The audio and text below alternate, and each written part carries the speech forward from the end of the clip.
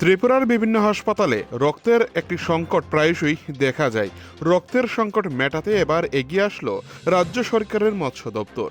শুক্রবার দুপুর 12টায় উদয়পুর মৎস্য প্রশিক্ষণ কেন্দ্রে এক রক্তদান শিবির অনুষ্ঠিত হয়।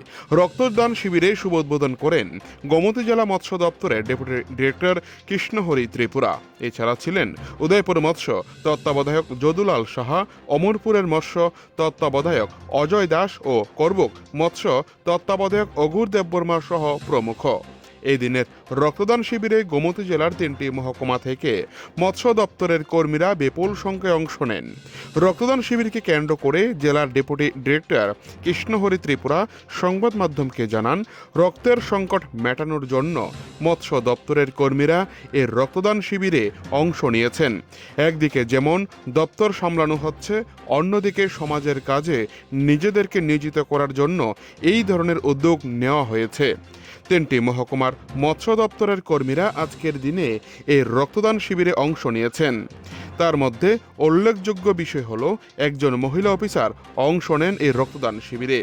আজকে রক্তদান শিবিরের মোট 19 জন রক্তদাতা রক্তদানে অংশগ্রহণ করে। উদয়পুর মৎস্য দপ্তরের এই ধরনের রক্তদান শিবিরকে কেন্দ্র করে ব্যাপক সাড়া লক্ষ্য করা যায় মৎস্য দপ্তরের সমস্ত আধিকারিক থেকে শুরু করে সকল সরকারি কর্মীদের মধ্যে। উদয়পুর থেকে নিজস্ব প্রতিনিধির রিপোর্ট, টিভি 100 বাংলা। আজকে আমরা গোমতী জেলা মৎস্য বিভাগের পক্ষ থেকে একটা ব্লাড ডোনেশন ক্যাম্প আমরা টিএপিএ স্টার্ট করেছি। আপনারা সবাই জানেন যে আমরা সরকারি কর্মচারী হিসাবে দপ্তরে কাজ করি, তো আমরা এটাও জানি যে আমাদের সামাজিক দায়বদ্ধতা রয়ে গেছে। তো এই হিসাবে আমরা আজকে আমাদের দপ্তরের পক্ষ থেকে আমাদের দপ্তরের কর্মীরা ব্লাড ডোনেশনের জন্য এখানে সবাই এসেছেন। আজকে এখানে আমরা চেষ্টা করবো যতটুকু পারি বেশি ব্লাড ডোনেশন করার জন্য, এবং আমাদের সমাজে যাদের রক্ত দরকার এদেরকে যাতে আমরা হেল্প করতে পারি। এটা কি শুধু উদয়পুর থেকে নাকি জেলার অন্যান্য? আজকে প্রোগ্রামটা জেলা পর্যায়ে হচ্ছে। আচ্ছা, কতজন এখনো পর্যন্ত স্যার দিয়েছে?